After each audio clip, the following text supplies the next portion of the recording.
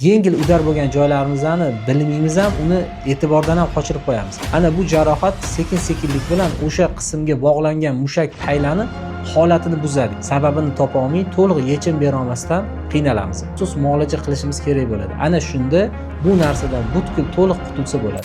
Assalomu alaykum. Bugungi mavzuyimiz bo'yin og'riqlari to'g'risida bo'ladi. Endi bo'yin og'riqlari ko'pchilik xalqimizda tez-tez uchraydigan holat. Bir xillada shu bo'yin og'rig'i qayta sodir bo'ladi. Endi savol tug'iladi. Bunga olib keladigan sabablar va bu nima uchun og'riydi? Endi xalqimizda bitta gap bor, bo'ynimga shamol tegib qopti deydi.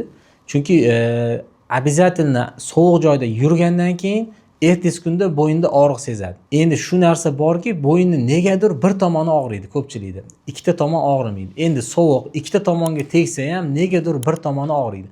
Bunga ko'pchilik sabab qilib aytadi.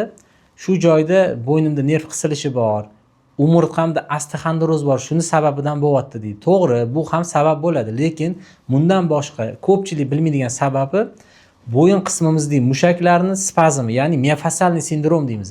Mana bu ko'pchiligimiz bilmaydigan sabab. Endi nega ikkita tomonga sovuq tegsa ham aynan bir tomon og'riydi, bo'yinni bir tomoni og'riydi, tortishganga o'xshab. Bel qismimizni misol qilsak ham, bel qismimizda ikkita tomon sovuqda tursa ham negadir bir tomon og'rib qoladi. Endi mushaklarimiz xuddi gubkaga o'xshab, ya'ni mana gubkani misol qilib sizga keltiradigan bo'lsam, gubkaga o'xshab g'ijimlanadi, yoziladi, g'ijimlanadi, yoziladi. Xuddi shu shaklda ishlaydi.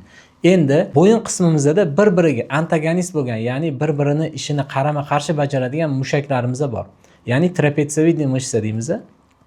Trapetsiyasimon mushaklar bor. Endi bu mushaklarni bir tomonida normada ishlashlik, ikkinchi tomonini ish faoliyati past bo'lishligi bo'ynimizda qon aylanishining buzilishiga olib keladi. Ya'ni biz o'zimizni kinezologik tilda gapiradigan bo'lsak, bittasi gipertonusda, ikkinchisi gipotonus holatida bo'ladi. Endi qaysi holatda bo'yin og'riydi?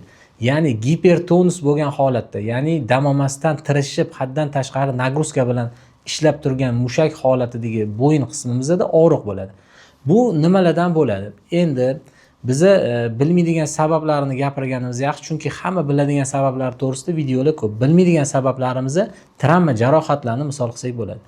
Biza o'tkazgan yengil travmalarimiz, ya'ni biza yiqilib tushmaslik uchun tanamizni ko'tarish maqsadida qo'limizni yerga tiraymiz. Bu qo'limizni yerga tiragan holatimizda biza butun tana vaznimiz qo'limizga tushadi. Endi qo'limizda bo'ladigan bo'g'imlar, qo'limizda shu holatda mikrotravma oladi. Buni biz sezmaymiz. Bu mikrotravmamiz bizani tirsagimizga, yelka bo'g'imimizga yoki bizani umroq suyagi deymiz. Umroq suyagida ham bo'g'imlar bor. Shu bo'g'imlarga ta'sir qiladi. Bu sinish yoki chiqish bo'lmagani uchun biz buni e'tibordan qoldiramiz. Endi shu mikrotravmamiz sekin-sekin oylar, yillar o'tgan sari bizani bu joyda ulangan mushaklarimizning holatini o'zgartiradi. Ya'ni gipotonus yoki gipertonusga tushiradi. Bu holatda biz uzoq vaqt yurganimiz hisobiga bu joyda qon aylanishi buziladi va yengil shabadani ham sezadi va yallig'lanish jarayoni ketadi. Agar shunga biz yallig'lanish jarayoniga qizdiruvchi vositalardan foydalansak, biroz qo'yib yuboradi va bu narsa yana 20 kun, bir oydan keyin qaytalashi mumkin.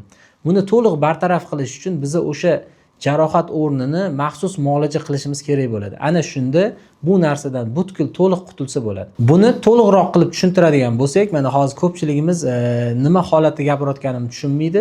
Mikrotravma nima? Biz mana yurib ketib yiqildik. Misol uchun muzda yiqildik deylik.